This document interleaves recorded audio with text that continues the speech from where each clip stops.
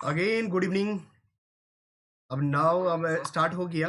ठीक है, आज प्रॉपर हम लोग वो सब्जेक्ट पर काम करने वाले हैं जो 2013 के जो यूपीएससी के द्वारा जो पूछे गए प्रश्न पत्र है जीएस का, हम उसमें काम करेंगे और उसके विस्तृत एनालिसिस करने की कोशिश करेंगे, जिसके अंतर्गत खास तौर पर हम ये प्रयास करेंगे कि एक एक ऑप्शन पे बात करेंगे, जिसके लिए आपको यदि नोट्स बनाना पड़े, अगर नोट्स हम लिख रहे हैं तो आपका प्रयास रहेगा कि एक एक क्वेश्चन पर हम भी लिखें, साथ साथ लिखते चले। जहां भी आपको दिक्कत लगेगा आप पूछते चलिएगा और एक एक चीज का विस्तृत एनालिसिस करने वाले हैं। ठीक है, तो जितना संभव हो सके हम लोग प्रयास करेंगे कि विस्तृत तरीके से जो है अपना रणनीतिबद्ध मेरा काम चलना चाहिए।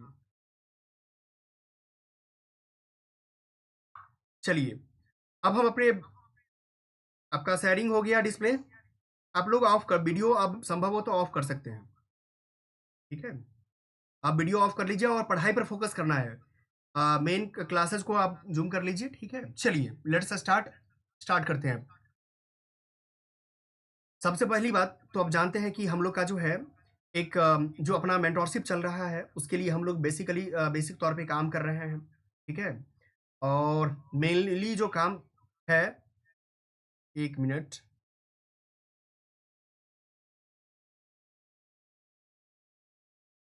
ठीक है, तो हम लोग जो बेसिक तौर पे जो काम कर रहे हैं यूपीएससी का, उस यूपीएससी के नज़रिए से देखा जाए तो खास तौर पे मेंटोरशिप के लिए हो गया।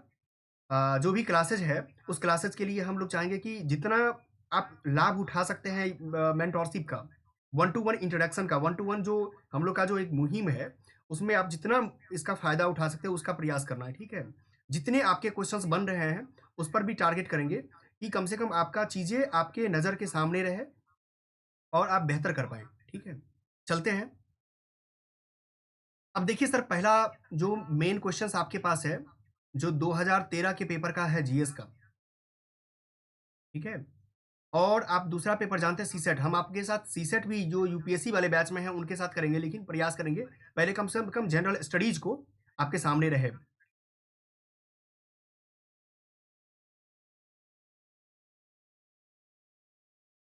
अब देखिए, अब एक-एक प्रश्न पर आप बात करेंगे और आप लोग क्वेश्चन का आंसर करने की कोशिश कीजिएगा। साथ में जहाँ भी डाउट लगे, आप लोग डायरेक्टली उससे पूछते चलेंगे। ठीक है, अब आता पहला क्वेश्चन। पहले नंबर क्वेश्चन को देखिए। यदि राज्यसभा किसी धन विधेयक में सारभूत संशोधन करती है तो तत्पश्चात क्या होगा? बताइए, इसका आंसर बताते चलिए और हम इसका टिक लगाते चलेंगे और इसके बारे में जो भी एक्सप्लेनेशन होगा हम करते चलेंगे।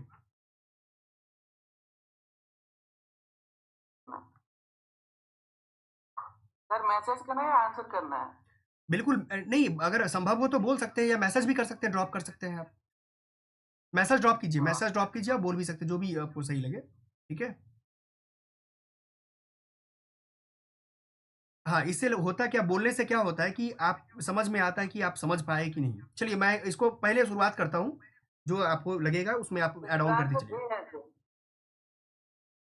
तो जी, इसका आंसर ए है सर। हाँ। हाँ, बिल्कुल। चलिए, इसका आंसर ए होगा। क्यों होगा ए, उस पर यही भी, होगा हाँ, उस पर भी हम क्योंकि बात करते हैं। राज्यसभा में ना धन विधेयक जब पास होता है तो इसको कोई ये नहीं कर सकता, कुछ भी चेंजेस बिल्कुल, नहीं कर सकता। बिल्कुल, आप सुनते, अब हम बोल रहे हैं, आप नोट्स बनाते चलिएगा कुछ एडिशनल पॉइंट और सुनते चलिए। कहता है कि यदि राज्यसभा के बारे में बात हो रही है, ठीक है, तो राज्यसभा का सबसे पहला जब बात आता है तो किसी धन विधेयक में सारभूत संशोधन जब करने, यानी धन विधेयक के बारे में बात हो गया। जब धन विधेयक का नाम आते ही आपके दिमाग में आता होगा कि सर ये आर्टिकल्स कौन सा है। ये आर्टिकल्स होता है कि 110, 110 होता है। ठीक है, अनुच्छेद जिसको बोलते हैं। अब बात आता है कि क्या राज्यसभा धन विधेयक के ऊपर किस किस चीज का सेगमेंट पर कितना प्रभाव है वो देख लेते हैं। सबसे पहले आर्टिकल 110 का चर्चा किसमें क्या कहा गया है। कहता है कि किसी कर का अधिरूपण, कर का जो टैक्स का जो है अधिरूपण करने का काम आता है। ठीक है, अधिरूपण करते हैं। उसके बाद और क्या करते हैं, उत्साधन करते हैं, जिसको जिसको आप कह सकते हैं क्या, कम करने की बात जो आती है। नेक्स्ट क्या करते हैं, परिवर्तन करते हैं। अगर मान लीजिए टैक्स में परिवर्तन करना होता है तो परिवर्तन करने का काम भी करते हैं, या अगर कोई रेगुलेट करने का काम करते हैं, विनियमन, इसको क्या बोलते हैं? विनियमन। विनियमन करने का काम आता है, तो उसमें ये भी बात करते हैं। दूसरी बात, ये जो आर्टिकल्स 110 है, इसके बारे में जब देखेंगे तो भारत की संचित निधि से धन का विनियोग होता है। क्या होता है? संचित निधि से, संचित निधि से धन का क्या होता है? विनियोग होता है।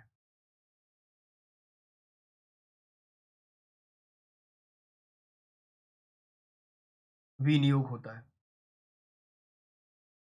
अब बात आता है सर कि जब हम ये देख लिए कि 110 के बारे में समझ लिए, कर का क्या बेसिक काम है, अब हम आते हैं कि आखिर धन की का जो एक तो आप समझ में आ गया कि इसका सर आंसर मेरा जो है लोकसभा राज्यसभा की अनुशंसाओं को स्वीकार करे या अस्वीकार करे, इस विधेयक पर आगे कार्यवाही कर सकती है। बिल्कुल सही बात है, क्योंकि धन विधेयक के बारे में जब हम बेसिक जानकारी लेते हैं तो इसके बारे में जब देखेंगे आप, तो और देखिए यहाँ पे कहते हैं स्पीकर का जो निर्णय होता है वो अंतिम होता है। क्या होता है? स्पीकर का जो निर्णय होता है वो अंतिम होता है। स्पीकर का मतलब क्या हुआ? लोकसभा अध्यक्ष। अध्यक्ष, ये अध्यक्ष कौन हुआ? एलएस। ठीक है, आप लोग नोट्स भी बनाते चलिएगा साथ साथ, ज्यादा बेहतर रहेगा। अब बात आता है इसके संबंध में क्या, ये जो होता है सिर्फ लोकसभा में स्थापित की जाती है एवं मंत्री के द्वारा। कौन रखता है? ये सिर्फ लोकसभा में रखता है। कौन रखेगा? तो ये मंत्री रखेगा, सिर्फ मंत्री। ठीक है। अब दूसरी बात आती है क्या कि ये जो निर्णय होते हैं, ये निर्णय न्यायालय, संसद या राष्ट्रपति द्वारा चुनौती नहीं दी जा सकती है। ठीक है, चुनौती नहीं दी जा सकती है, चुनौती नहीं। ठीक है, कहां पर चुनौती नहीं? तो न्यायालय में चुनौती नहीं। अब सर बात आता है कि नेक्स्ट अगर हम देखें तो अब जो मैं ना एक जो यूपीएससी का और क्वेश्चन एक बार पूछा गया था, यही पूछा गया था जो मैं अगला लाइन लिखने वाला हूं आपके लिए। केवल लोकसभा में केवल राष्ट्रपति की सिफारिश पर ही प्रस्तुत की जाती है। दो बात आता है, केवल लोकसभा, नेक्स्ट आता है दूसरा बात क्या आता है कि राष्ट्रपति की सिफारिश, राष्ट्रपति की सिफारिश आती है। ठीक है, इतनी बातें आप क्या किए, धन विधेयक के बारे में जानकारी मिल गई आपको। अब ये जब जानकारी मिल गया तो अब आता है कि सर राज्यसभा का काम क्या क्या है। राज्यसभा का हम आपको काम दिखा देते हैं। जब राज्यसभा का काम दिखेंगे, इसमें राज्यसभा की भूमिका क्या है? राज्यसभा की भूमिका, जब राज्यसभा की भूमिका के अंतर्गत आते हैं तो धन विधेयक को अस्वीकृत या संशोधित नहीं कर सकती। ये जो मनी बिल है, इसको मनी बिल लिख लेते हैं, मनी बिल को क्या कर सकती है? संशोधित या अस्वीकृत नहीं कर सकती है, या अस्वीकृत नहीं कर सकती है। ठीक है, अब ये समझ में आपको आ गया। दूसरी बात, जो राज्यसभा के बारे में जो बेसिक जानकारी आपको चाहिए, 14 दिन के भीतर, आवाज में कोई दिक्कत नहीं है आप लोग को ना? नहीं सर। बिल्कुल, 14 दिन के हाँ, 14 दिन के भीतर स्वीकृति देना अनिवार्य है। ठीक है, अनिवार्य है। अन्यथा अगर नहीं देती है तो अन्यथा वो स्वीकृत माना जाएगा, स्वीकृत माना जाएगा। ठीक है, इतना बात समझ में आ गया। अगर मान लिया जाए सर कि एक बात एडिशनल पॉइंट जानिए कि अगर मान लिया जाए लोकसभा में मनी बिल अगर पास नहीं होगा, पारित नहीं हुआ, तो क्या होगा? अगर मान लिया जाए कि मनी बिल जो है लोकसभा में पारित नहीं होगा तो क्या होगा? तो अस्वीकृत होने पर लोकसभा में क्या हो जाएगा? सरकार को त्यागपत्र देना पड़ेगा, त्यागपत्र देना पड़ेगा। ठीक है, क्या देना पड़ेगा? त्यागपत्र देना पड़ेगा। अब बात आती है कि सर कि जो राष्ट्रपति के द्वारा जो होता है, अगर मान लिया जाए अगर राष्ट्रपति की बात आता है, अब हम एक बात कर लेते हैं, क्योंकि जानते हैं संसद में 3 चीज आता है। संसद में क्या क्या आता है? 3 चीज आता है। कौन कौन? एक आता है राष्ट्रपति, एक आता है लोकसभा और एक आता है राज्यसभा। ये आप लोग जानते हैं। तो अब हम राष्ट्रपति पर चर्चा कर लेते हैं कि अगर मनी बिल के बारे में तो पहला देखें कि राष्ट्रपति के रिकमेंडेशन से ही साउंड रुक रहा है सर। क्या हो रहा है?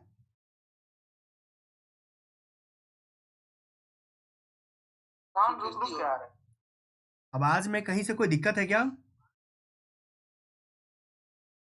दिक्कत तो नहीं आ रहा? कभी कभी कट जा रहा है।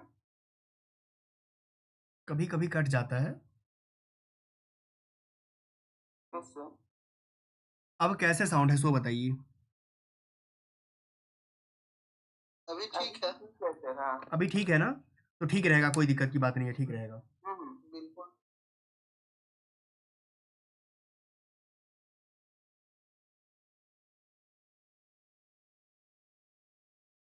चलिए, तो अब बात आता है क्या कि ये पॉइंट हम लोग समझ गए। राष्ट्रपति के बारे में जो मेन बात आता है, राष्ट्रपति के बारे में अस्वीकृत या पारित किया जा सकता है, लेकिन राष्ट्रपति द्वारा पुनर्विचार के लिए लौटाया नहीं जाएगा। मैंने क्या बोला? पुनर्विचार। राष्ट्रपति साहब जो है पुनर्विचार के लिए नहीं लौटा सकती है इस धन विधेयक को, पुनर्विचार के लिए नहीं लौटा सकती है। ठीक है, तो या अब तो स्वीकृत होगा या अस्वीकृत होगा। हाँ, लेकिन पुनर्विचार के लिए राष्ट्रपति जो है इस मनी बिल को लौटा नहीं सकती है। तो इतना बात अब आपको समझ में आ गया। तो ये प्रश्न भी समझ गए और इसका आंसर भी आप समझ गए। अब हम इसको, अब उम्मीद करते हैं कि इस प्रश्न में और कोई जानकारी तो नहीं आपको बचा। हम इसको कट कैसे करेंगे, मतलब कि अगर क्या सर ये सब क्यों नहीं होगा, बी सी डी क्यों नहीं होगा, उस पर भी हम आपको 1 मिनट में बता देते हैं। ठीक है, अब देखिए बी पढ़िए। लोकसभा विधेयक पर आगे कोई विचार नहीं कर सकती। क्यों नहीं विचार कर सकती सर? उसको तो लोकसभा के द्वारा ही तो वो चीज किया जाता है, मंत्री के द्वारा, तो ये तो होगा ही नहीं। ठीक है, यहाँ कहता है कि लोकसभा जो है सो विधेयक को पुनर्विचार के लिए राज्यसभा में को लौटा सकती है, ऐसा कोई नहीं बात है। वो लौटाए तो भी, नहीं लौटाए तो भी ये पास माना जाएगा। ये भी नहीं हुआ। राष्ट्रपति विधेयक को पारित करने के लिए संयुक्त बैठक आहूत करता है। एक बात याद रखिएगा, जब भी आप संयुक्त बैठक, आपके लिए एक और मैं चाहता हूं कि और एडिशनल पॉइंट आपके लिए बना दें। जब पॉइंट्स आ गया तो एक कर्तव्य बनता है कि आप इन चीजों को भी विस्तृत तरीके इस से, पर जॉइंट बनाइए। बिल्कुल। ये है क्या? संयुक्त बैठक। संयुक्त बैठक का मतलब होता है कि ज्वाइंट सेशन। तो ज्वाइंट सेशन के बारे में देखिए, जानकारी लीजिए आप कि इसको इस तरीके से समझने की कोशिश कीजिए ज्वाइंट सेशन कहाँ कहाँ होता है। ज्वाइंट सेशन जो होता है बेसिकली 2 जगह होता है। कहाँ कहाँ होता है? एक होता है धन विधेयक में, नहीं होता, सॉरी, ये धन विधेयक में नहीं होता है। ये धन विधेयक जो मनी बिल होता है इसमें नहीं होगा। दूसरा कहाँ नहीं होगा? संविधान संशोधन, जिसको कहते हैं संविधान संशोधन। संशोधन लिखते चलिए आप लोग, क्योंकि ये पॉइंट्स फिर से हाँ नहीं मिलने वाला है आपको। ये धन विधेयक में, ये दोनों जगह जो है ज्वाइंट सेशन का नियम नहीं है सर। आप कहेंगे सर ज्वाइंट सेशन का नियम, यानी ये सर धन विधेयक के लिए ही, हाँ बोलिए। धन विधेयक के लिए क्या इसमें क्या संयुक्त बैठक में प्रावधान नहीं है धन विधेयक में और संविधान संशोधन में भाग नहीं ले सकता। ज्वाइंट सेशन नहीं होता है, ये मैं कहना चाह रहा हूं। मतलब राज्यसभा और लोकसभा, अब हम आपको समझा देते हैं संयुक्त बैठक होता क्या है। संयुक्त बैठक किस किस कंडीशंस में होता है वो जान लीजिए। संयुक्त बैठक का प्रावधान ये कहता है कि जब किसी बिल को लेकर के असहमति बनती है दोनों में, लोकसभा और राज्यसभा में, तब जाकर के राष्ट्रपति साहब के द्वारा जो है, राष्ट्रपति साहब के द्वारा दोनों को एक जगह एकल चैम्बर में बैठाया जाता है, LS + RS। ठीक है, और तब जाकर के इसी को संयुक्त बैठक बोलते हैं। क्या बोलते हैं? संयुक्त बैठक। और किसी भी बिल पर या किसी भी अधिनियम पर या अध्यादेश पर एक साथ इसको सर्वसम्मति से पारित कराने का तरीका है, ये संयुक्त बैठक का है, ज्वाइंट सेशन का है। ठीक है, इसी का प्रावधान आर्टिकल्स कितना में है बताइए?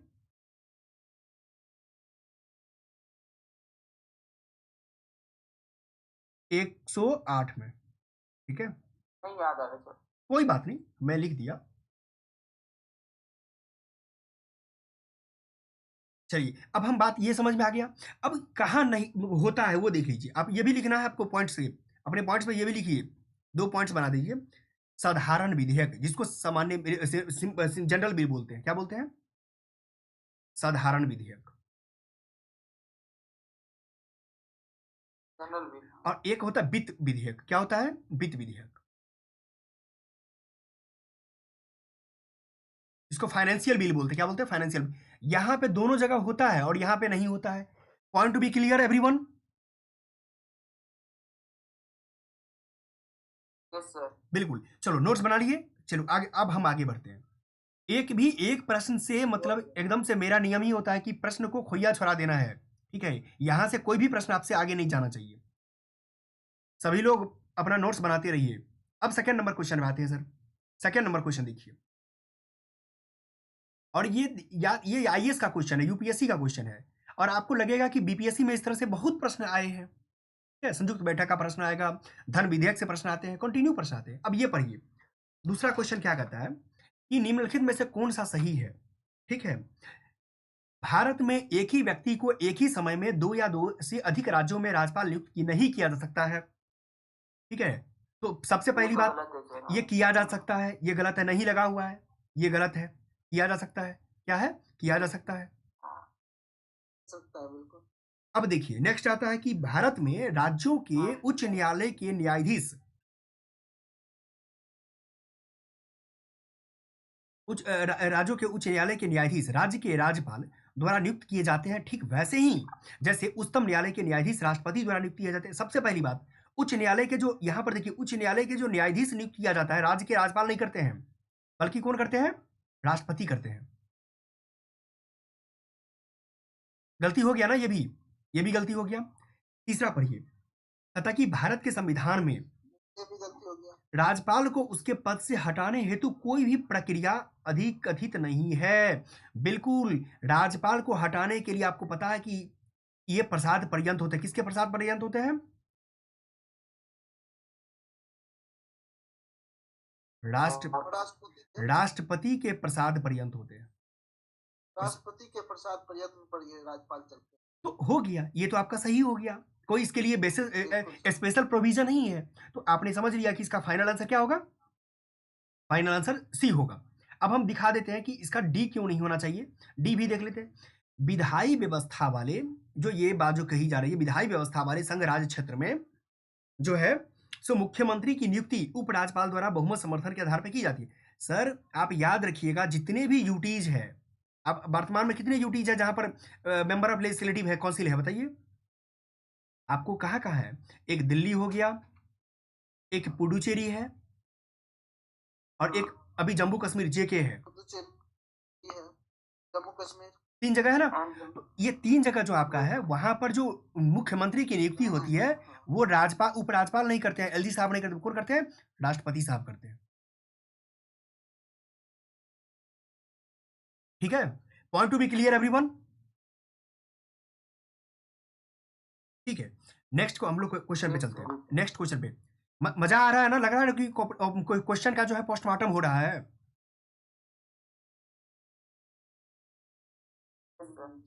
मतलब ऐसे आप कर लिए ना, ऐसे नोट्स बना लिए ना, जैसे देखिए आपके, हम समझिए एक प्रकार का नोट्स बन रहा है आपका। ठीक है,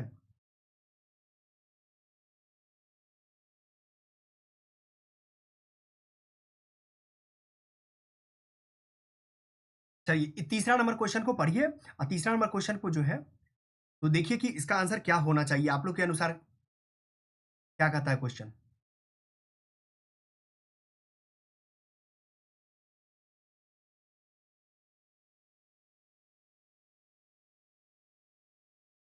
तीसरा नंबर प्रश्न कहता है कि भौगोलिक लक्षण दिए हुए हैं और प्रदेश दिए हुए हैं। ठीक है, भौगोलिक लक्षण दिए हैं, प्रदेश दिए हुए हैं।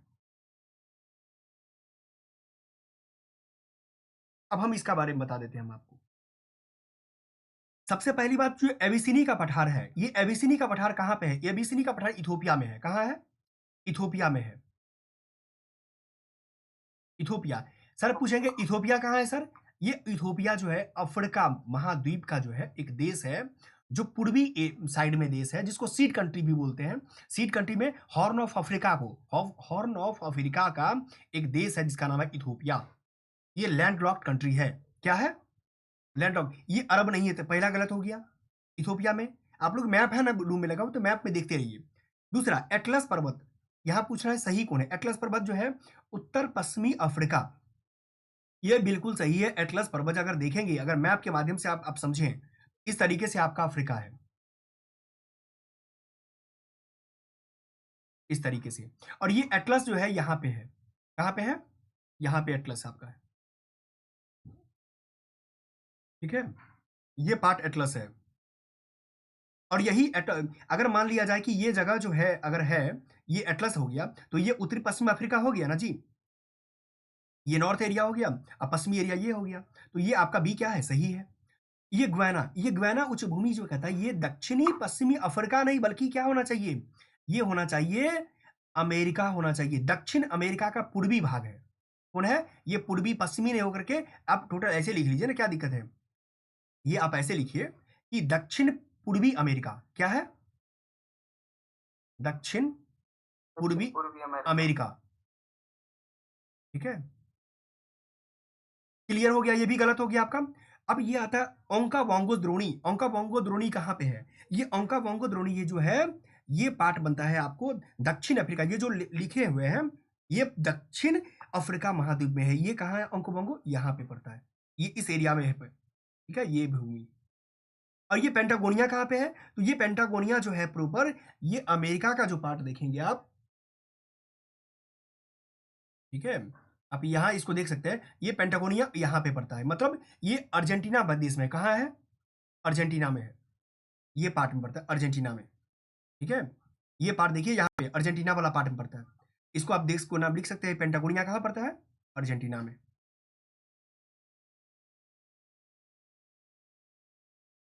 चांदनी नोट्स बना रही है ना? चलो जी सर। हाँ, बनाते रहो, क्योंकि ऐसा फिर से दोबारा मतलब मिलने वाला नहीं है, इसीलिए इतना बेहतरीन हम काम कर रहे हैं। चौथा नंबर क्वेश्चन देखिए, कहता है कि भारतीय शिला वस्तु, शिला वस्तु का मतलब क्या होता है? रॉक कट के बारे में बात हो रही है कि जो रॉक के द्वारा भारतीय शिला वस्तु के इतिहास के संदर्भ में निम्नलिखित कथनों पर विचार कीजिए। पहली बात कहता है कि बादामी की गुफाएं भारत की प्राचीनतम अवशिष्ट शैलकृत गुफाएं हैं। आपको पता है कि हर किसी एग्जाम में पूछा जाने वाला क्वेश्चन है ये सब, ठीक है। अब कोई डिफरेंशिएट नहीं है, बीपीएससी या यूपीएससी हो या यूपीपीसीएस हो, कोई अंतर नहीं है। प्रश्न की प्रकृति ऐसे ही पूछ रहे हैं। आप जब 69 का बीपीएससी का पेपर देखिएगा तो क्या समीम साहब? जी सर। अब देखिए, अब कहता है कि ये बादामी की जो गुफा है, ये बादामी की गुफा कहाँ है? आप लोग इतिहास पढ़े हुए हैं, कहाँ है बादामी? ये बादामी है बतापी, जो वाकाटक नरेश था। ये वाकाटक नरेश, ये बादामी जो है, बादामी आपको है कर्नाटक में। कहाँ है? कर्नाटक में, ठीक है। कर्नाटक हम शॉर्ट फॉर्म में लिख देते हैं। दूसरी बात, ये भारत की जो प्राचीनतम अवशिष्ट सैकृत गुफाएं कहता है, ये आपको कहाँ हो जाता है? ये हो जाता है बराबर की गुफा। अब बताइए कोई बराबर की गुफा कहाँ पे है? आप लोग बीपीएससी का तैयारी किए हुए, आप लोग को नहीं पता है बराबर की गुफा? ये बिहार में पड़ता है, औरंगाबाद में, ठीक है। ये कौन बनाया है? अशोक बनाया हुआ है, और ये आजीबक के लिए जो है दिया हुआ था, ठीक है। तो अब देख लीजिए कि पहला प्रश्न तो आपका ऑलरेडी गलती हो गया, ये ऑप्शन गलती हो गया। जब आपका ट्रिक्स कहता है कि एक गलती हो गया तो आपका ये कैंसिल और ये कैंसिल। राहुल ये भी सीखना है कि कैसे हम मेरा आंसर बनेगा। अब आता है तीन, तीन तो कॉमन हो गया, तो तीन तो ऑलरेडी सही हो गया मेरा। एलोरा में गुफाएं विभिन्न धर्मों के लिए बनाई गई थी, बिल्कुल सही है। विभिन्न धर्म में कौन कौन है? अब देखिए मैं बता, विभिन्न धर्म में कौन कौन आता है? बौद्ध आता है, जैन आता है, और हिंदू आता है। क्लियर? तो अब देखो, एलोरा के बारे में जब समझ गए तो बौद्ध जैन हिंदू आ गया आपका। ये एलोरा कहाँ पे है? ये भी महाराष्ट्र में है, एमएच लिख देते हैं, महाराष्ट्र में है, ठीक है। और ये मंदिर एलोरा की गुफा बना कब है? तो 7 से लेकर 9वीं सदी में बना हुआ है। बाबू लिखते चलना सभी लोग। अब देखो, जब तीन तो सही हो गया, दूसरा में पढ़ते हैं बराबर की शैलकृत गुफाएं। अभी जस्ट यहां लिखा हुआ है, ये बराबर जो लिखा हुआ है यहां पर देखिए, बराबर की शैलकृत गुफाएं सम्राट चंद्रगुप्त मौर्य। अब बाबू आप लोग समझिए कि अभी जस्ट मैंने लिखा है अशोक के द्वारा है, तो यहां पर लिखा हुआ है सम्राट चंद्रगुप्त मौर्य, गलती हो गया ना जी।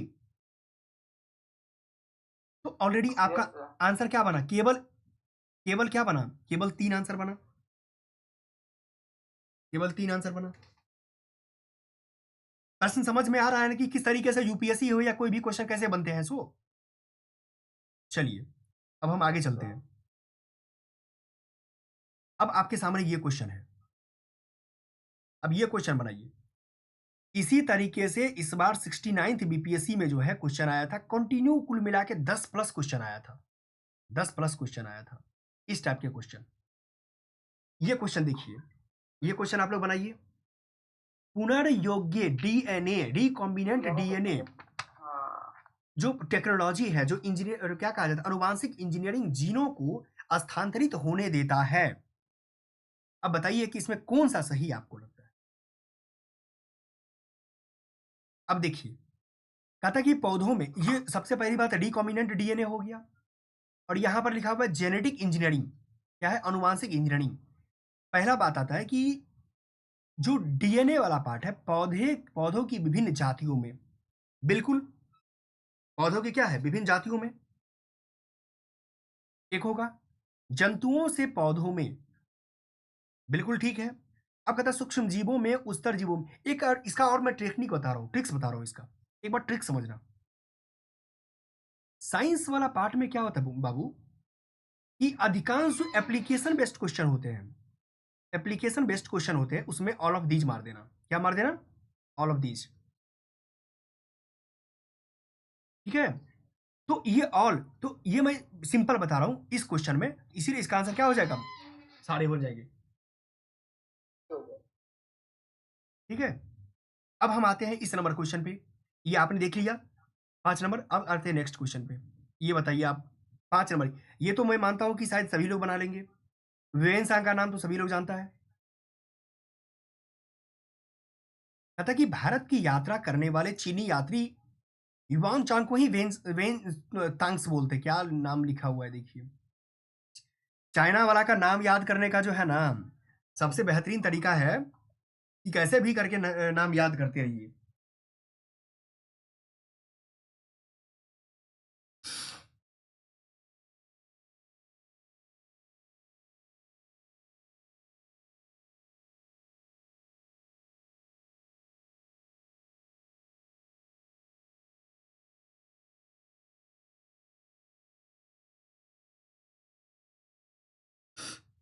क्या ये समझ में आ रहा है क्वेश्चन क्या?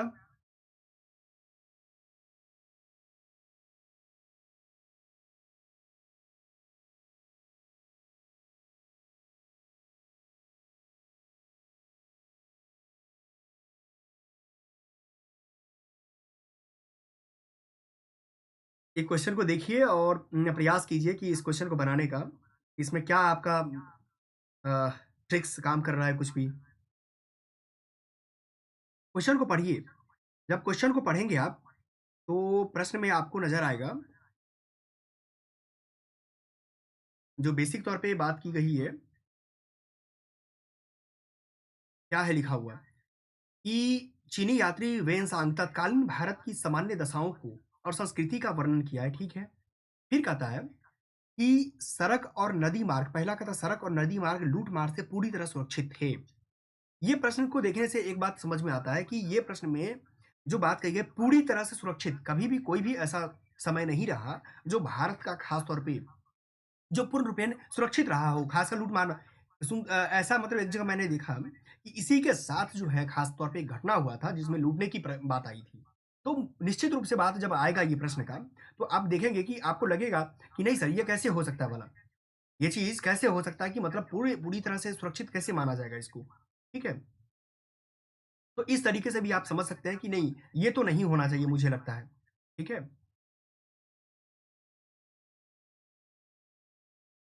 तो अब बात ये होगी आपका इस प्रश्न का। दूसरा कहता है कि जहां तक अपराधों के लिए दंड का प्रश्न है, अग्नि, जल और विष का द्वारा सत्य परीक्षा किया जाना ही किसी भी व्यक्ति की निर्दोषता अथवा दोष के निर्णय के साधन थे।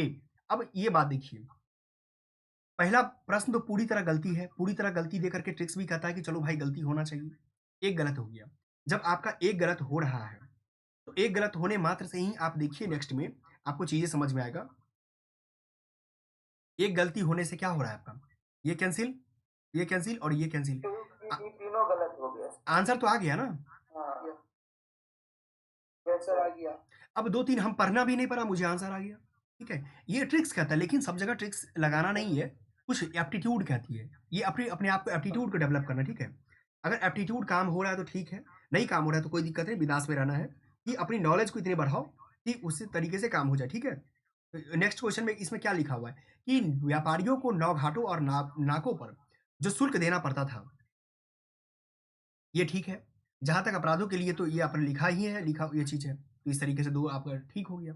अच्छा, कुछ जगह पे अगर आप कहेंगे कि सर इसके बारे में थोड़ा सा विस्तृत बता दिया जाए कि हर्षवर्धन वेनसांग के बारे में, तो पहली बात मैं बता देता हूँ कि ये हर्षवर्धन जो है आपको हर्षवर्धन के काल में वेनसांग जो है, हर्षवर्धन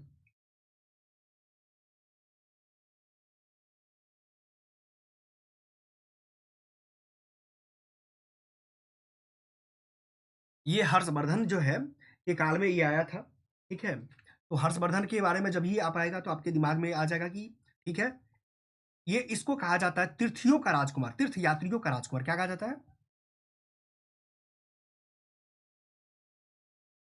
तीर्थ यात्रियों का राजकुमार कहा जाता है।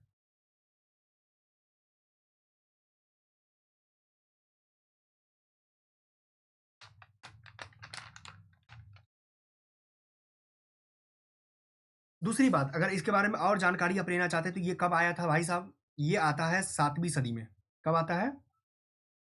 7वीं सदी में। इसकी एक रचना बहुत फेमस है, कोई किसी को याद है रचना?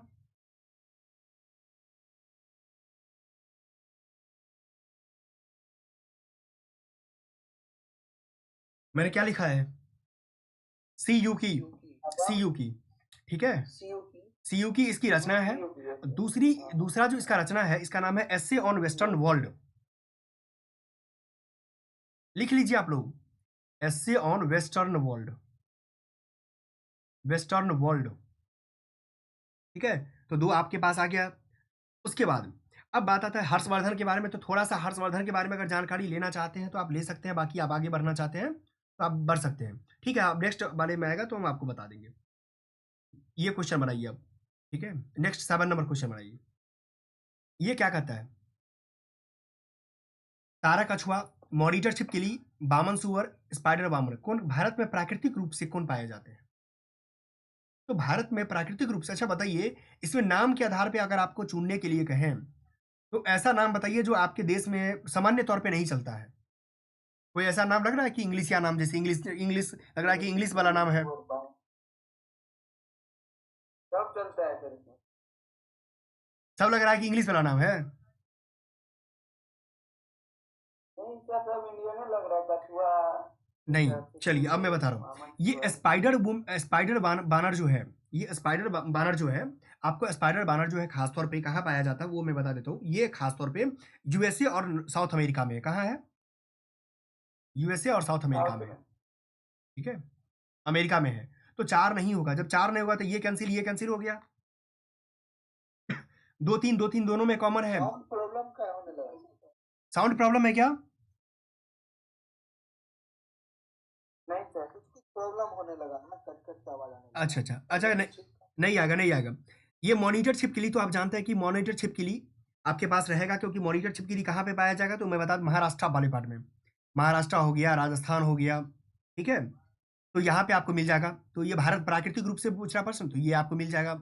उसके बाद आप देखेंगे ये जो बामन सुअर देख रहे हैं, बामन सुअर पिग्मी हॉक को कहते हैं। किसको बोलते बोलते हैं? पिग्मी हॉक को बोलते हैं, ठीक है। ये बामन सुअर आपको यूपी वाला पार्ट में, यूपी हो गया, कुछ जगह पे बिहार में भी मिल जाएगा आपको, ठीक है। अच्छा, इसको जंगली सुअर टाइप का भी चीजें इसको बोलते हैं, या अरुणाचल प्रदेश के एरिया में भी कह सकते हो। भारत वाला पार्ट हो गया आपका। तारा, तारा कछुआ का मतलब होता है स्टार टॉर्टोइज। ये भारत के खासतौर पे दक्षिण में, प्रायद्वीपीय भारत में पाया जाता है, ठीक है। प्रायद्वीपीय भारत में आपको मिलेगा ये चीज, ठीक है। तो ये भी आपका चीजें मिल गया। तो अब देख लिए ये 3 चीज आपका आंसर आ रहा है, यानी कुल मिलाकर के ए आंसर फाइनल हो रहा है, ठीक है। अब हम आगे चलते हैं,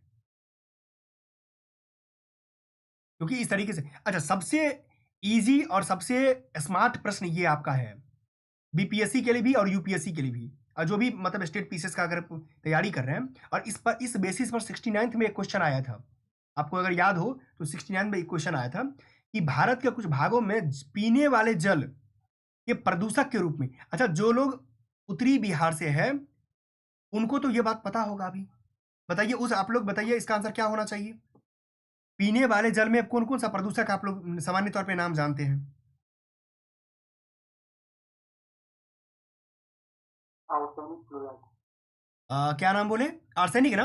बिल्कुल, जो भी लोग आर्सेनिक बोला है वो ठीक में एक होगा। पड़ जाता है सर। इसका मतलब ये नहीं होगा, एक नहीं है। क्या कहते हैं, राकेश जी के अनुसार आर्सेनिक होगा, यानी एक होगा, एक होगा, एक होगा। चलो और बताओ, 3 होगा, कॉमन है, 3 भी होगा, 3 भी होगा, 3 भी होगा। आर्सेनिक मारो और 3 फ्लोराइड मारो। अब एक और नाम बताइए जो आपको लग रहा है कि इसमें कुछ ऐसा संभावना बन रहा है। यूरेनियम। क्या है?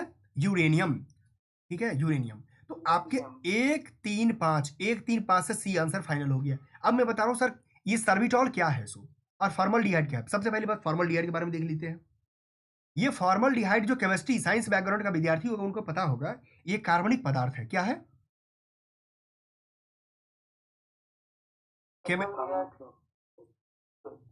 ठीक है। ये खास करके कहाँ जरूरत होता है? उद्योग धंधा में, इंडस्ट्री में होता है, दवा के रूप में होता है। ठीक है, उनको पता होगा। नेक्स्ट सर्बिटॉल क्या है सर? जब बायोलॉजी वाले स्टूडेंट अगर मान लिया जाए होंगे तो उनको पता है कि आलू के स्टार्च के रूप में सर्बिटॉल का नाम आता है। आलू स्टार्च। ठीक है, पॉइंट एक एक पॉइंट क्लियर हो गया आपका। चलते हम आगे चलते। अब आगे देखिए ये क्वेश्चन बनाइए आप लोग। ये तो आप लोग को पता होगा शायद, मॉडर्न हिस्ट्री आप लोग अभी कर ही रहे हैं और आपको पता है कि भारतीय इतिहास के संदर्भ में प्रांतों से संविधान सभा के सदस्य कैसे चुने गए थे।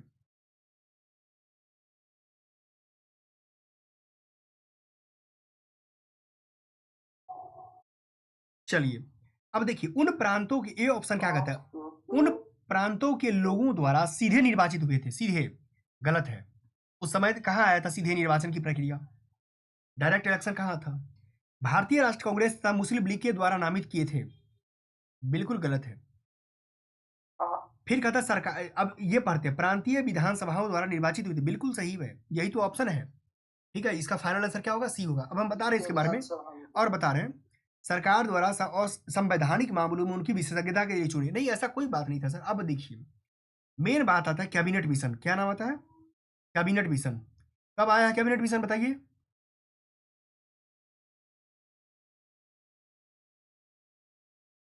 1946।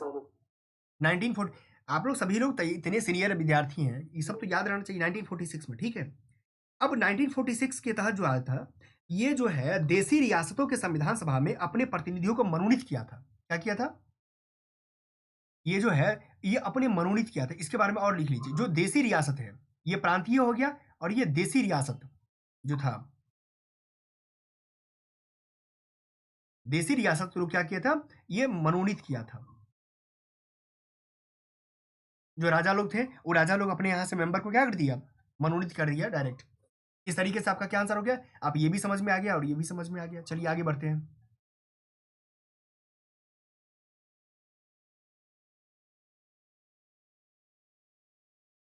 समय लगेगा, आराम से क्वेश्चन करेंगे क्योंकि आपकी सफलता ज्यादा महत्वपूर्ण है। ठीक है, सफल होना ज्यादा महत्वपूर्ण है। ये 10 नंबर क्वेश्चन देखिए।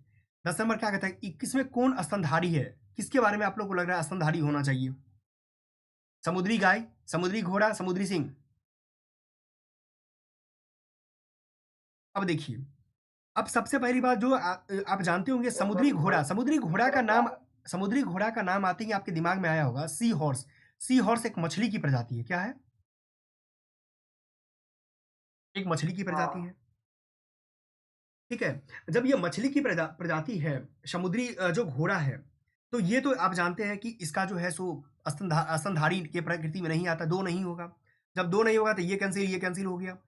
अब आता एक समुद्री गाय होगा। बिल्कुल सर, ये समुद्री गाय को सी हॉर्स बोलते हैं। क्या बोलते हैं? सी हॉर्स बोलिए, या सी काऊ, या इसको डुगोंग भी बोलते हैं। क्या बोलते हैं? हाँ, डुगोंग बोलते हैं इसको।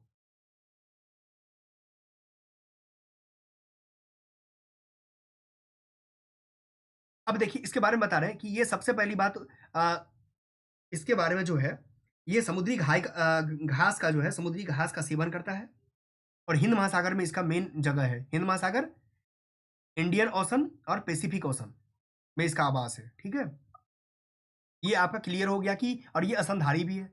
नेक्स्ट, एक जब हो गया तो 3 पर देखें समुद्री सिंह। बिल्कुल, समुद्री सिंह भी जो है क्या है? एनिमल है। क्या है? एक प्रकार का एनिमल है। अच्छा, सबसे अच्छा पढ़ने का तरीका और क्या है जानते हैं? आप लोग जो है मोबाइल आप सभी के पास है, आप लोग मोबाइल में ये डालिएगा और डायरेक्ट आपका नाम आ जाएगा, पिक्चर आ जाएगा। पिक्चर में एक बार देखेंगे तो आप लोग को याद रहेगा लंबे समय तक। ठीक है, ये भी हो गया। इस आधार पे आंसर क्या हो गया? बी आंसर आपका हो गया। साथ ही जब आप याद पढ़ते हैं तो आपका काम है नोट्स बनाते समय कि और तमाम जो कुछ कुछ नाम है इसको क्या करना, नोट्स बना लेना कि स्तनधारी समुद्री में कौन कौन आता है। ठीक है,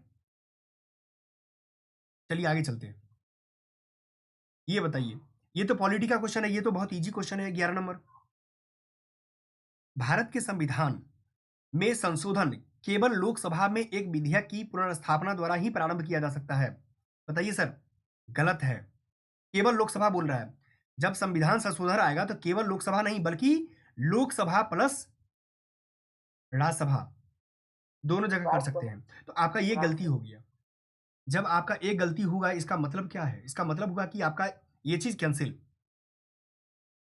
ठीक है, अब हम देखते हैं। और यदि ऐसा संशोधन संविधान के संघीय चरित्र में परिवर्तन की मांग करता है तो संशोधन का अनुसमर्थन भारत के सभी राज्य के विधानमंडल द्वारा किया जाना भी आवश्यक है। ऐसा नहीं है, ये है 2/3 यानी आधे से अधिक राज्य। क्या है? आधे से अधिक राज्य। सभी नहीं होना चाहिए। क्या होना चाहिए? आधे से अधिक राज्य भी अगर कर देता है सर्वसम्मति से तो ये माना जाएगा। यानी अब ये भी गलती हो गया। राहुल जी समझ रहे हैं ना पॉलिटी में कैसे गलती होता है, कैसे सही होता है, प्रश्न कैसे पूछा जाता है। सो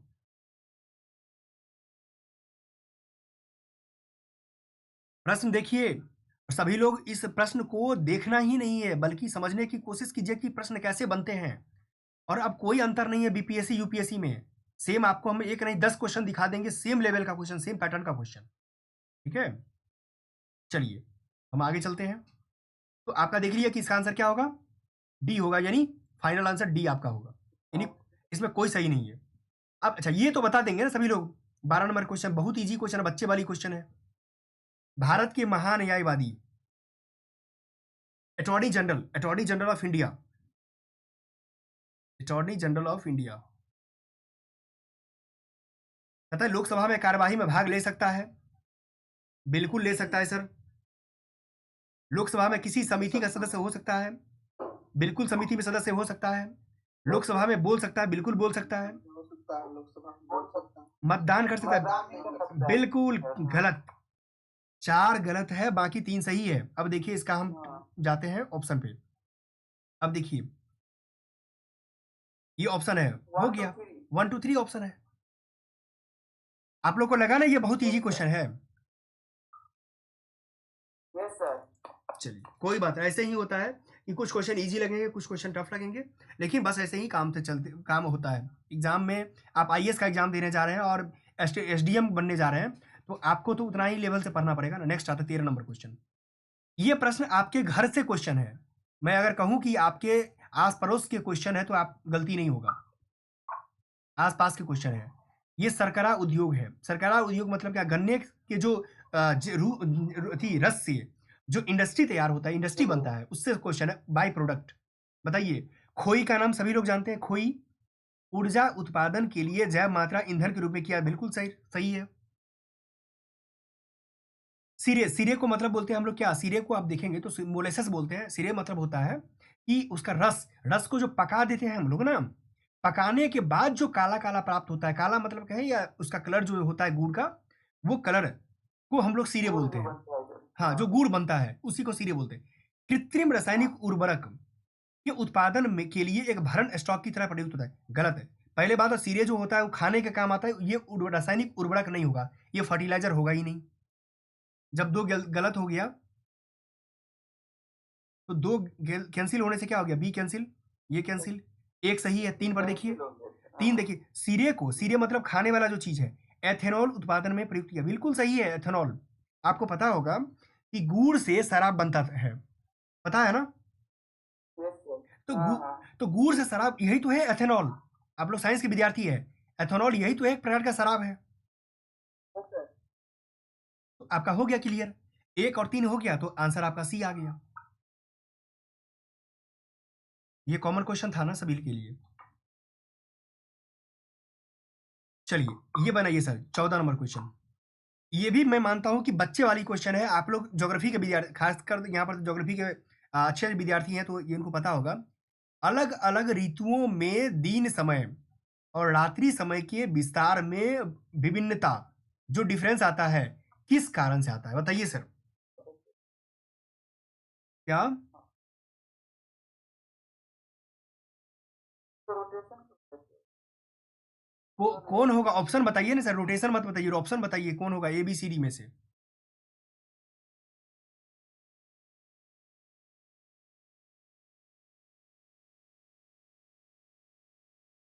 ई नंबर लग रहा है। बी लग रहा है या डी लग रहा है? रिवोल्यूशन ऑफ द अर्थ होगा, अपने अक्ष पे जो घूमता है, परिक्रमण करता है, अच्छा, ये आंसर है। देखिए सबसे पहली बात तो इसका मैं बता देता हूँ कि जो दिन समय और रात्रि समय का जो परिवर्तन होता है वो अपने अक्ष पर 23.5 डिग्री जो झुके हुए है इस कारण से होता है। जो 23.5 डिग्री जो झुका हुआ है इस कारण से मेनली होता है। और ये परिक्रमण, जो परिक्रमण जिसको बोलते हैं परिक्रमण, ठीक है, पृथ्वी अपने अक्ष पर, तो इसका आंसर डी होगा। पृथ्वी अपने नत अक्ष पर क्या है? परिक्रमण करता है। इस कारण से दिन समय और रात्रि समय में विस्तार में भिन्नता होती है। ठीक है,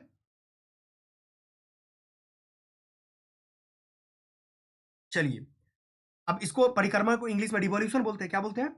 डिवोल्यूशन बोलते हैं। डिवोल्यूशन बोलते हैं। डिवोल्यूशन बोलते हैं।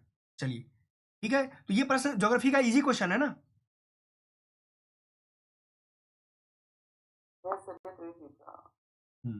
ये नहीं, सारे क्वेश्चन इजी होते हैं, बस अपने आप को बढ़ाना है। आप आईएएस बनने वाले तो थोड़ा सा तो आपके अंदर वो लाना पड़ेगा। देखिए ये तो खासकर समीम साहब के लिए बहुत इजी क्वेश्चन है। 15 नंबर, नर्मदा नदी पश्चिम की ओर बहती है जबकि अधिकांश अन्य प्रायद्वीपीय बड़ी नदियां पूरब की ओर बहती है। ठीक है, प्रश्न ये कहता है, नेक्स्ट कहता है ऑप्शन, यह ऑप्शन कहता है यह एक रेखीय विभ्रंश मतलब रिफ्ट घाटी में रहती है।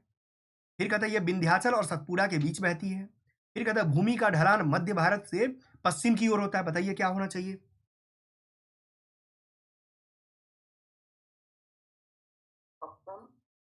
ऑप्शन तो नीचे में दिख रहा है ना, आप देखिए ऑप्शन, बताइए इसका क्या होना चाहिए आपके लोग।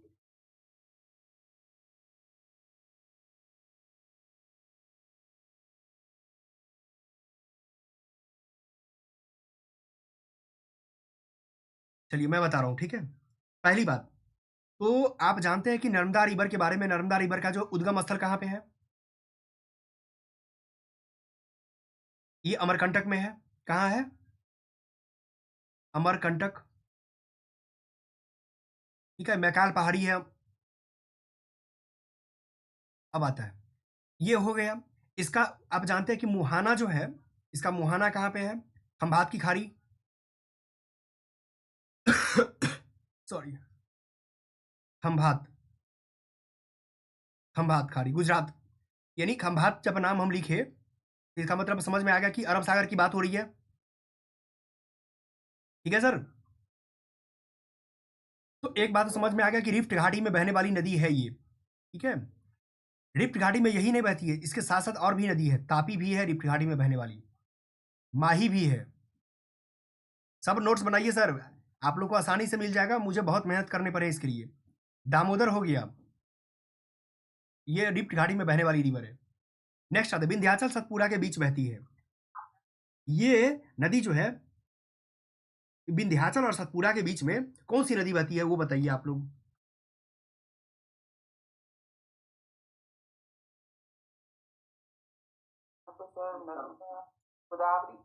सुनिए सुनिए, ये विंध्याचल सतपुड़ा के बीच बहती है, बहती है, बट प्रश्न क्या है? प्रश्न है कि पश्चिम की ओर बहती है जबकि अधिकांश अन्य प्रायद्वीपीय बड़ी नदियां पूर्व की ओर बहती है। इसका रीजन बता रहा है, ये रीजन नहीं है। ये क्या है? ये केवल नर्मदा नदी जो है इधर की ओर बहती है, इसके पीछे रीजन सिर्फ यही है, अन्य के बारे में नहीं बात हो रही है। तो अब ये कैंसिल। अब नेक्स्ट आता है कि भूमि का ढलान मध्य भारत की से पश्चिम की ओर है। पश्चिम की ओर नहीं है बल्कि कहां है? पूरब की ओर है। कहां है? पूरब की ओर है। मैं बता रहा हूं सर, मैं बता रहा हूं। अब देखिए इसको, देखिए आप समझने की कोशिश कीजिए। अब जब मान लिया जाए कि ये आपका रीजन बनता है बेकार वाला, और ये आपका इधर से इस जगह पे नदी आ रही है, ठीक है, ये नदी यहां से आ रही है। अब देखिए इसको, जब ये यहां आ गया, अब जानते हैं कि यहां जो पश्चिमी घाट, ये पार्ट जो है पश्चिमी घाट, ये ऊंचाई ज्यादा है। ऊंचाई क्या है? ज्यादा है।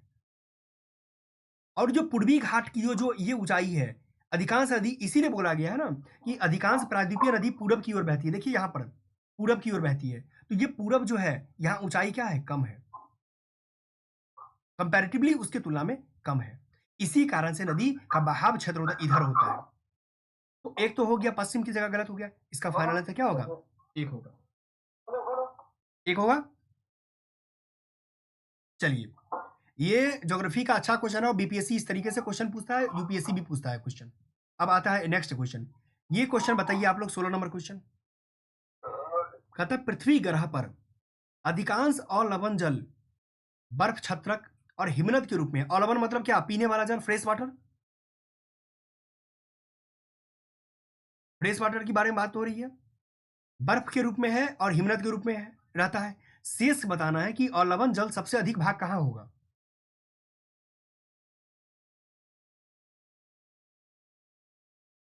आप लोगों को प्रश्न दिखाई पड़ रहा है ना? Yes sir, yes sir. हाँ तो बताइए। अब देखिए इसका मैं बता रहा हूं, वायुमंडल में आर्द्रता और बादलों के रूप में गलत है। अलवण जल झीलों और नदियों में पाया जाता है, गलत है। मृदा आर्द्रता के रूप में, ऐसा नहीं है। भूमिगत जल के, बिल्कुल सही है। इसका आंसर क्या होगा, सी होगा। फाइनल आंसर है सी होगा। कैसे सी होगा मैं बता दूं, मैं बता रहा हूं, आप लोग समझ जाएंगे बहुत आसानी से। मान लिया जाए कि आपके पास पृथ्वी पर 100% क्या है, पानी है, 100% पानी है। अब समझिए इसको, ये 100% पानी डिवाइड कैसे होता है। ये होता है 97% लवणीय जल, जिसको सलाइन बोलते हैं। 3% जल आपके पास है फ्रेश वाटर। और ये 3% का डिस्ट्रीब्यूशन कैसे कैसे हुआ है वो देखिए।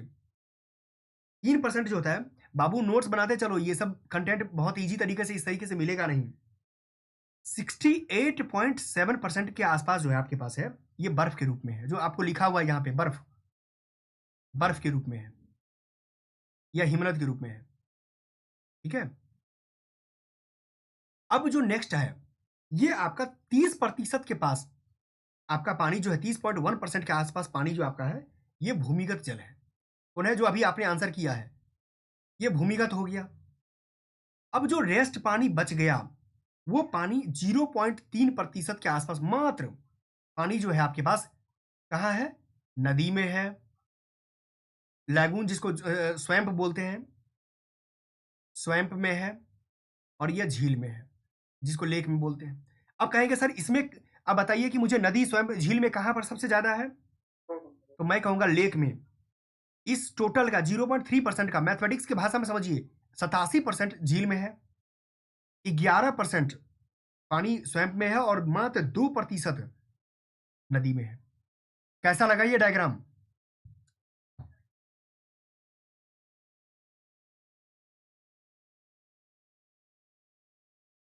बन गया नोट्स? Yes sir. अरे बाबू कैसा लगा बताओ तो सही, कम से कम इतना बेहतर नोट्स हमको खुद देखने में लगता है, इतना सुंदर हमको पढ़ाया होता तो। बहुत अच्छा सर, बहुत अच्छा लगा सर। ये पूरे पानी का डिस्ट्रीब्यूशन हो गया ना, अब गलती नहीं होगा ना यहाँ से। और ये संजोग, ये प्रश्न जो है यूपीएससी 3 बार पूछ चुकी है अभी तक में।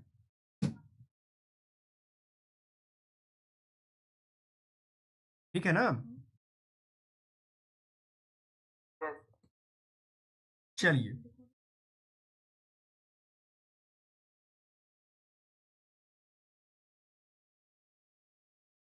चलिए सर, अब हम चलते हैं आपके नेक्स्ट प्रश्न के ऊपर। तो ये आपने समझ लिया अच्छे से। अब आइए नेक्स्ट क्वेश्चन। ये क्वेश्चन तो और बच्चे वाली क्वेश्चन हो गई।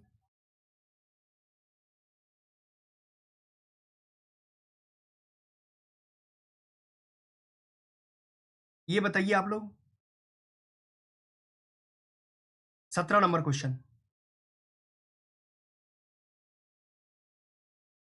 नौकरेक जीव मंडल यानी नौकरेक, नौकरेक जो है बायोस्फीयर रिजर्व, ये गारो लिखा हुआ है, गारो पहाड़ी, गारो पहाड़ी पहले कहाँ पे है और नौकरेक कहाँ पे है? गारो खासी पहाड़ी है तो अरुणाचल प्रदेश तरफ है। हो गया ना गड़बड़। चलो मैं बता रहा हूँ, ये सबसे पहली बार नौकरेक जो है बायोस्फीयर रिजर्व जो है, ये मेघालय में है। कहाँ है?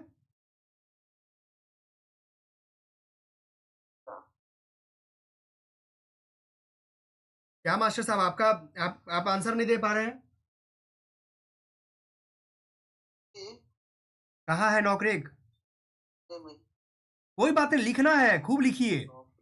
हम इतना आराम से लिख कर रहे हैं कि लिखिए, नॉकरेक मेघालय में है, ठीक है, और ये गारो खासी जयंतिया भी मेघालय का ही पार्ट है। चलिए हम पेन चेंज कर लेते हैं, ज्यादा सही रहेगा। अब ये लॉकटक लिखा हुआ, लॉकटक, ये लॉकटक मणिपुर में है। कहाँ है? मणिपुर में है। और ये बैरल क्षेत्र, ये मैं बता दूं, बैरल क्षेत्र जो है मणिपुर में नहीं बल्कि कई जगहों पे है, जैसे एग्जाम्पल में असम, मेघालय, नागालैंड, ठीक है, ये तमाम जगहों पे बैरल क्षेत्र पड़ता है, बराइल क्षेत्र। अब मैप में देखिएगा तो और स्पष्ट नजर आएगा आपको। अब आता है नामदफा, नामदफा अरुणाचल प्रदेश में है, हम इसको शॉर्ट में लिख देते हैं अरुणाचल प्रदेश, एपी। और ये डाफला, ये डाफला पहाड़ी जो है, ये डाफला पहाड़ी कहाँ पे है वो देखिए, ये डाफला पहाड़ी जो है प्रॉपर आपको मिलेगा, या ये नामदफा, नामदफा के बारे में और बताते हैं, चीजें और क्लियर हो जाएगा। ये है डाफला पहाड़ी तो है ही, ये नामदफा जो है, ये दाफा बूम और पटकाई, दाफा बूम प्लस पटकाई, इसको पटकाई रेंज भी बोलते हैं, पटकाई बूम, पटकाई रेंज बोलते हैं, ठीक है, पटकाई रेंज बोलते हैं। इस दोनों के बीच में आपको नामदफा मिलेगा। तो बताइए ये गलती हो गया, ये भी गलती हो गया, या मणिपुर है, यहाँ पर ये बात लिखी हुई है, और नौकरी की मेघालय, मतलब एक मात्र सही आपका है। नोट भी बन गया और आपका क्वेश्चन भी तैयार हो गया। कभी भी क्वेश्चन आएगा तो गलती नहीं होगा ना। नहीं सर। चलिए सर, अब हम आगे चलते हैं। तो उम्मीद करते हैं कि आज 20 क्वेश्चन भी करवा दें। ये क्वेश्चन देखिए, 18 नंबर क्वेश्चन क्या कहता है?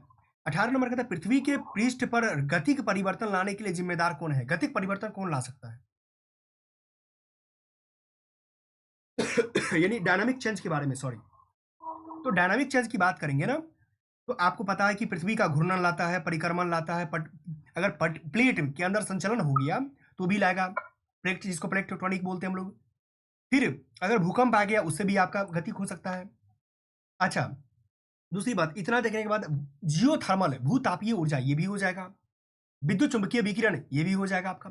कुल मिलाकर के सारे जो होंगे आपके, इसमें आपको कंट्रीब्यूट करेंगे पृथ्वी को गति लाने में, पृथ्वी को आंतरिक गति लाने में, ठीक है। नेक्स्ट देखिए, नेक्स्ट ये क्वेश्चन देखिए, 19 नंबर क्वेश्चन। 19 नंबर क्वेश्चन क्या कहता है? ये क्वेश्चन देखा जाए तो ये क्वेश्चन इकोनॉमी में बीपीएससी ने पूछ रखा है। कहता है कि कौन सा निम्न निकाय जो है, बॉडी जो है, संविधान में उल्लेख नहीं है? प्लानिंग कमीशन है और दो है, मतलब कर सकते। पहले तो नॉलेज से, पहले एलिमिनेशन प्रोसेस अभी नहीं सीखना है, पहले नॉलेज एक्वायर कीजिए, उसके बाद वो सब चलता है। प्रयास करना है, नॉलेज मेरा होना चाहिए पहले। चलिए, अब बात आता है कि कौन सा संविधान में नहीं है। सबसे पहली बात, अच्छा क्या बोले समीम साहब, तीनों नहीं है ना? अरे पूरे नहीं, अभी इस पर विचार करना। विचार नहीं, ठस कर बोलिए, बिल्कुल सही है, आप सही जा रहे हैं, तीनों नहीं है। सबसे पहली बात, ये जो क्षत्रिय कमीशन है, दो वो तो हमको नहीं लगा। ये वैधानिक है, ठीक है, ये वैधानिक निकाय हो गया, ये विधान के द्वारा कमीशन कॉन्स्टिट्यूशन में नहीं है। योजना आयोग आपको पता है 1950 में जो है बनाया गया था, वो भी नहीं है कॉन्स्टिट्यूशन में। और राष्ट्रीय विकास परिषद, एनडीसी जिसको बोलते हैं, बीपीएससी पूछ चुका है कई बार, एनडीसी, ये एनडीसी 1952 में जो है एस्टेब्लिश किया गया था, ये भी नहीं है। कुल मिलाकर के इसका आंसर तीनों होगा, ठीक है। तो आपका आंसर आ गया, यानी कि इसमें संविधान में उल्लेख एक भी नहीं है तीनों में से, और ये संवैधानिक बॉडी है ही नहीं। अब अंतिम 20 क्वेश्चन, अंतिम क्वेश्चन दिखा देते हैं हम आपको। देखिए, इसमें सबसे पहली बात, समय लगता है, आंसर कराना रहेगा तो मैं भी एक, अभी तक में पूरे 100 क्वेश्चन करवा देते हैं, लेकिन उससे फायदा क्या मिलेगा? प्रॉपर मुझे ये देखना है कि आपका किस तरीके से ज्यादा बेहतरीन फायदा हो। तो बंगाल में तिभागा किसान आंदोलन की क्या मांग थी, बताइए। ये देखिए, कुछ नहीं था, तिभागा आंदोलन जब ही आप दिमाग में अगर आपको आए तो 1946 में बंगाल में, और लोकेशन दे दिया ना, बंगाल में ये शुरू की गई थी, जिसके नेतृत्वकर्ता कौन थे? नेतृत्वकर्ता थे कंपाराम और भवन सिंह। कंपाराम एंड भवन सिंह, ठीक है, भवन सिंह। ये दो व्यक्ति नाम समझ गए। उद्देश्य क्या था सर? इसको उद्देश्य को देखने की कोशिश कीजिए आप लोग, हम लोग आंसर तो कर ही लेंगे। उद्देश्य को देखिए। उद्देश्य ये था कि किसानों को जो है कुल उपज का 2/3 भाग मिलना चाहिए, और जमींदार को जो है 1/3 भाग मिलना चाहिए। तो अब ये प्रश्न में देखिए कि जमींदारों की हिस्सेदारी को फसल के आधे भाग से कम करके 1/3 करना था। बिल्कुल समझ में आ गया ना?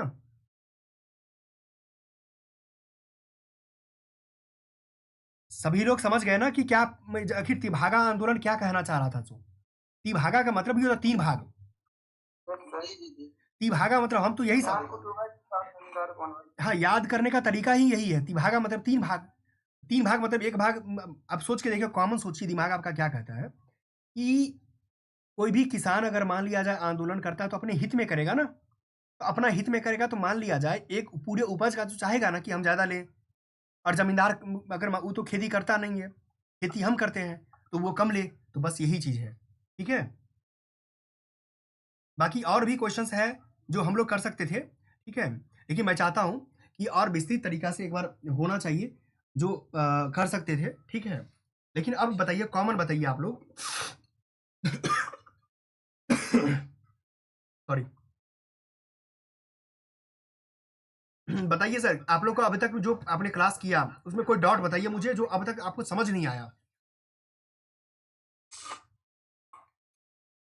समझ में तो आ गया सर। मुझे लगता है कि समझ में क्या, पूरे कंप्लीट तरीके से जो है चीजें आप लोगों ने देखा है। इस तरह से एनालिसिस होगा तो फिर तो मतलब देखना ही नहीं है, मतलब कहीं से कोई दिक्कत नहीं होने अच्छा वाला लगा है। सर। हाँ बोलिए राहुल, ये हटा कर बोलो, मतलब वीडियो ऑन कर लो उसके बाद बोलो। 10 मिनट से।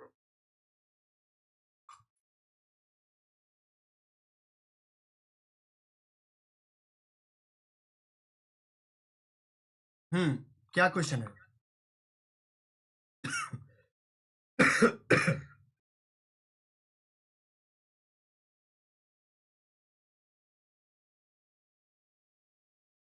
बताइए क्वेश्चन, बताइए क्वेश्चन क्या लगा? अरे बाबू क्या हो गया? अच्छा समीम साहब, आपका क्लास कैसा लगा? क्लास ठीक है, मतलब इस तरीके से कराया जाए ना? यस जी जी सर। बिल्कुल सर, ये बेहतरीन मतलब तरह से मिला कहाँ आज तक। हाँ, ये कहाँ मिलेगा सर? इसके लिए बहुत मेहनत करने पड़ते हैं, आपको मैंने बताया ना आज। कुल मिलाकर के आप समझिए ना कि बिल्कुल बात तो सही है, मेहनत तो ज्यादा होगा इसमें। मतलब मुझे 5 से 6 घंटे कंटिन्यू मुझे क्वेश्चन काम हुआ करने पड़े लेकिन हैं। ये हुआ कि क्वेश्चन बहुत जानकार तरीके से पूछा जाए। और मैं मेंस भी ऐसे ही कराऊंगा। आप समझ लीजिए कि जो मेंस भी होता है, आपको मैंने एक ही बात बोला ना कि मेरे कराने का तरीका ही एक अलग होता है कि आपका एक बार में क्वेश्चन अगर आए, अगर नोट्स बना लिए आप। अच्छा आप लोग नोट्स दिखाइए तो एक बार, सभी लोग कैसे लिखे हैं आप लोग? नोट दिखाइए एक बार मुझे।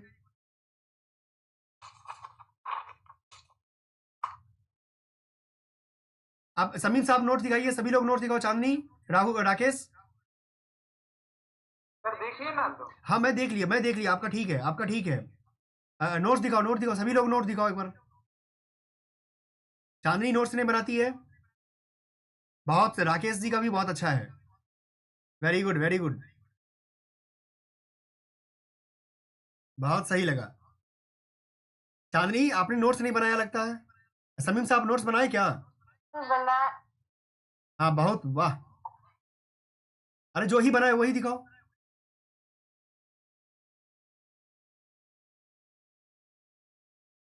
बहुत सुंदर।